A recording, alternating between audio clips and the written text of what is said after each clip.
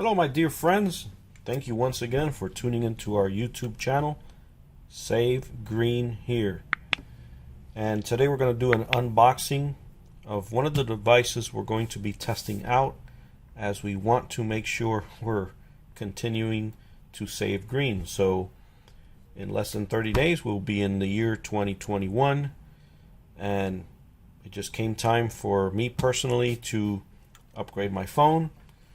And I wanted to look into a phone that was, number one, affordable, and number two, that would take me into the 5G technology, being that pretty soon there will be 5G everywhere. So as you can see here, what I like about the phone, the Pixel 4a 5G, is that it has a 6.2-inch screen. So it's not small, but it's not gigantic either. 128 gigabytes of memory. Sure, I can use more, but that's what they got. 128. They only come up with that size. I know it's crazy, but it is affordable. Later on, I will do another video on it where you can get this guy for right around, give or take, anywhere between $400 to $450, and brand new in the box, as you can see.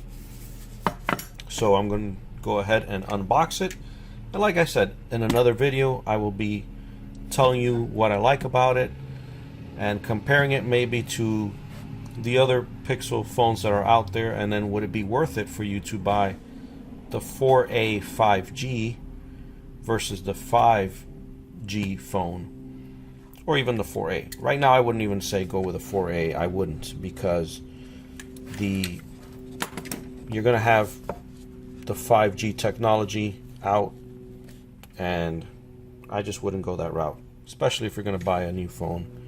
If you're upgrading, if you're going to upgrade, then upgrade. You know what I mean? So anyway, we're going to take it out of the box, and there it is. As you can see there, it does have the double camera array, and it does have the microphone for the sound. I don't know if this phone has it here, kind of like the iPhones do, but it does have the flash in there. And let's see, so you can see that it's the way it's made out. It just has that little opening there for the front facing camera. There's no notch like on some of the Android phones or even the iPhones that have that big notch there. So now it doesn't have Face ID like even some Android phones have it, but it does have the, see that right there in the back, that's for your fingerprint reader. So that's pretty cool. Now if you've been using other, like some phones like the Samsung will have the fingerprint reader in the front right on the display. This, I think, is a more natural approach. Let's say you have this in your pocket and you're reaching into your phone, you're basically unlocking it as you're taking it out. I like that. They used to do it like this for some time, and then for some reason the most recent Pixel phones didn't have it here anymore. So I like that. The power button's a different color, kind of like easy to see. There's your SIM tray right there.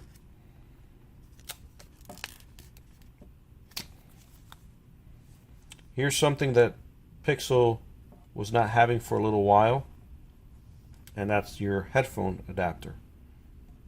So you can go back and connect your headphones like you used to before on your older phones. You can still use Bluetooth. You know, I'm using Bluetooth, so it depends on the user. But anyway, that's available there, so you can use your headphone jack if you want to. What else comes in the box? So you're going to have your USB-C connector, and they're the same on both ends, and the reason is that's the way it is on the charger, as you can see there. Okay, now what is this for? Let's take a look here real quick.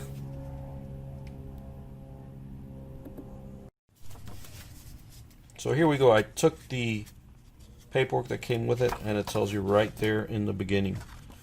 So let's say you wanted to transfer your information from your old phone into your new one.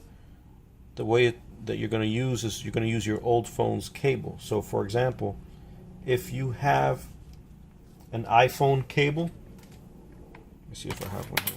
Okay, so I got one here lying around. It's USB on one end and then the lightning connector on the other. So you would connect this to your iPhone and then use this adapter, and let's get it out of there. I made it really tough in there. But anyway, you would connect this here, just like so, and then you would put this on your Pixel phone, right in there, and then connect this to your iPhone. And then it will walk you through all the information on the phone at the beginning on how to transfer all your information from your older iPhone into your new Google Pixel phone. If you happen to have another Android phone and you don't want to risk doing it through Wi-Fi, and maybe the Wi-Fi may come down and then all of a sudden you bricked your phone, just use this connection on your older Android phone if it has the same USB connection, and then just connect this to your phone like this. Okay, they're both the same. Now if you're older, well, I wouldn't know exactly how to do this on an older Android phone, because this, I guess you would need your older Android phone connection, kind of like the same way on the iPhone. So let's see if I have one laying around here. I think I do. Yep, this is it right here. So same way.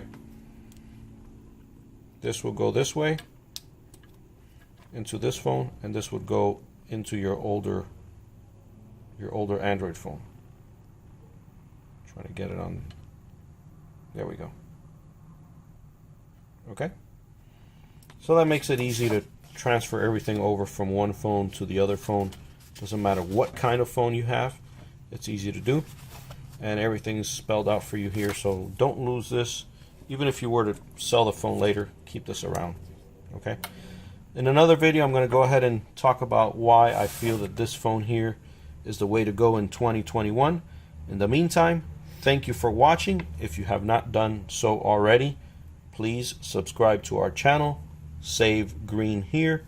We are all about methods and ideas to help you save green. And we know right now people are hurting. So stay tuned. We're going to show you why this is a good buy for 2021 as far as a new cell phone to save yourself some money. Thank you for watching. Have a great day.